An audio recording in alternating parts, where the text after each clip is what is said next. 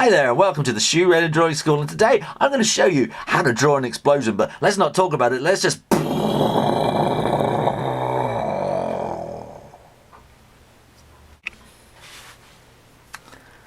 Okay, well let's start in the middle there. Now what I'm going to suggest you do is to draw kind of a circle very lightly of kind of the main explosion, like that. And from the middle, just very lightly draw a spiral going out. That will give you a kind of a plan to work to. And on this spiral, kind of do little kind of clover leaf kind of shapes like that. And kind of spiraling out, and they will get bigger and bigger. And then you're going to want to kind of put some extra bits in just to kind of fill in behind, like that. Good. Now that's kind of all the cloud part of the explosion. If it's a really violent explosion, you're going to get bits kind of flying out, so you're going to want to have plan those bits in like that. Some will be coming quite towards you, so you're going to want to have some bit kind of within that. They're coming out at you. Have a bit coming from kind of there, maybe like that, and then other bits will be coming out from behind the explosion. So what you want to do is get these these bits that are flying out at you sorted out first. So, you know, if they're kind of shrapnel-y bits like that,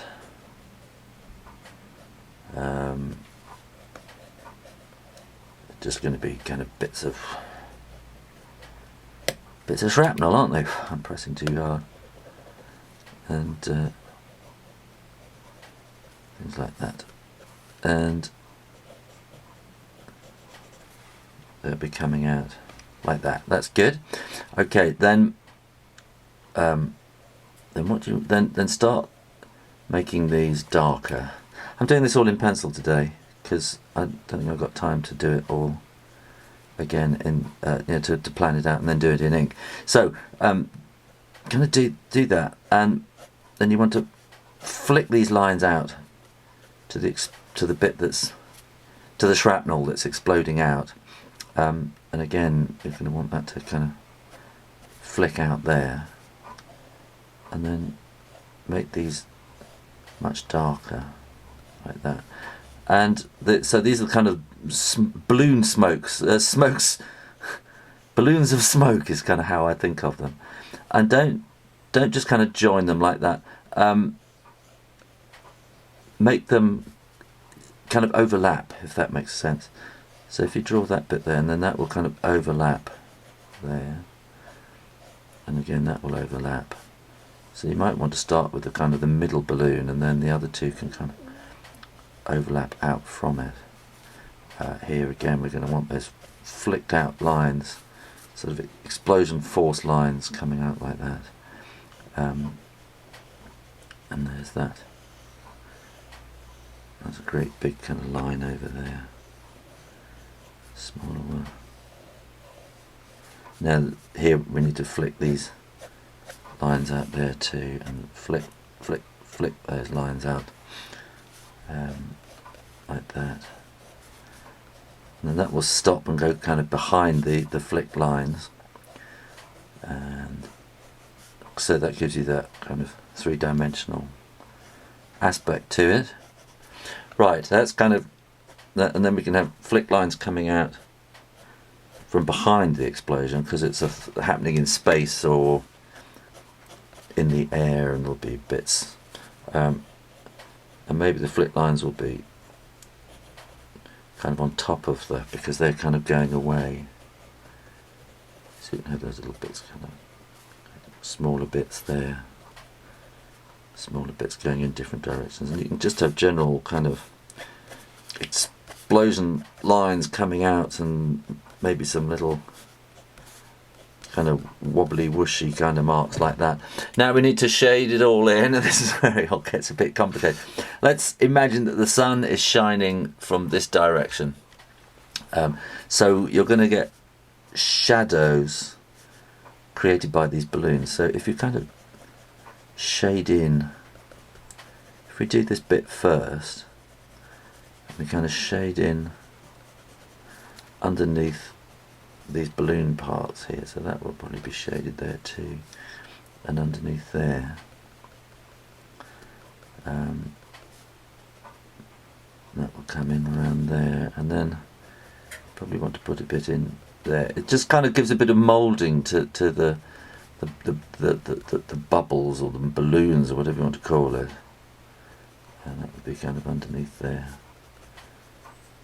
and a bit under there. That's good. And then each balloon needs a bit of moulding to give it kind of shape, so don't go right to the edge, but because they're going to be kind of white on the edge, or light, depending if you're doing it in colour, I suppose. And just kind of give a little bit of shape to the bubbles or the balloons, the smoke bubbles. I don't know, what are they? What do you call them? They're kind of, I don't know. I've had a very long month actually. I've been away again. I've been to Scotland this week. I've been to Leicestershire. I've been to London, and it's all because it's been World Book Day this month, and I think everybody kind of likes to have authors around in World Book Day month. So I've been talking solidly. It feels like for the last month, and travelling, and I'm a little bit tired. So when I come to try and think of what the word is for a smoke balloon, my brain does not compute. Maybe somebody will come up with a good word for it. The kind of the bubbly smokiness of it, I don't know. And just slowly keep working your way around and kind of building up that kind of three-dimensional bubbliness of it. And I think that's actually pretty good. If it was more of a cartoon, then you might put some little stars coming out of it, things like that.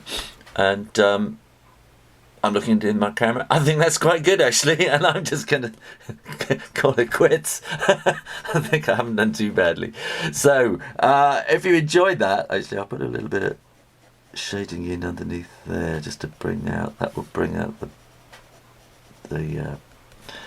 that bit of shrapnel coming towards you.